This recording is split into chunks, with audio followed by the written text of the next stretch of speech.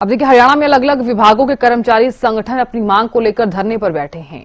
Class 1 rank के XEN अधिकारी वेतन विसंगतियों को लेकर काले बिल्ले लगाकर काम कर रहे हैं। इसी के साथ ही इंजीनियर ने बताया है कि एचसीएस, डॉक्टर, एचपीएस का पे ग्रेड एक समान होता था।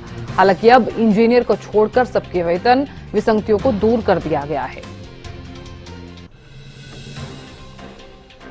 लगातार कर्मचारी प्रदर्शन को लेकर जगह जगह अपना रोष प्रदर्शन कर रहे हैं, लेकिन अब इसी कड़ी में जो एक्सीएन है, तमाम जो विभागों के एक्सीएन है, वो भी जो अब आंदोलन की राह पर चल पड़े हैं।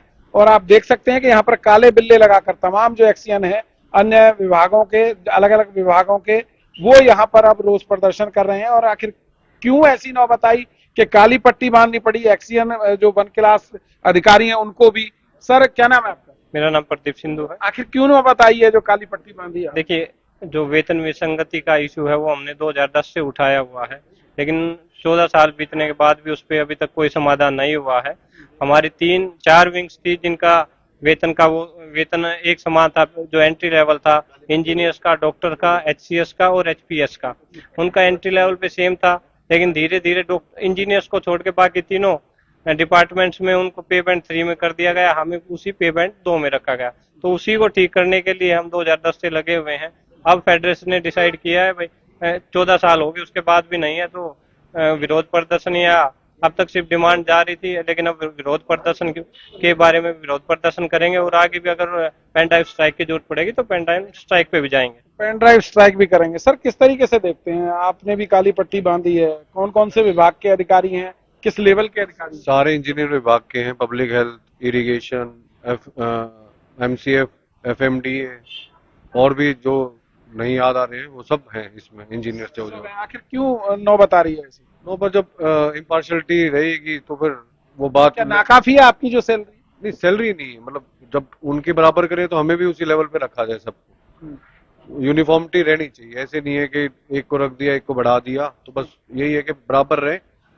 सैलरी नाकाफी उनकी भी नहीं है ना हमारी ही है, बट ये कि लेवल एक रखा जाए। लेवल होना चाहिए, तो लेवल एक होना चाहिए। आप क्या कहेंगे?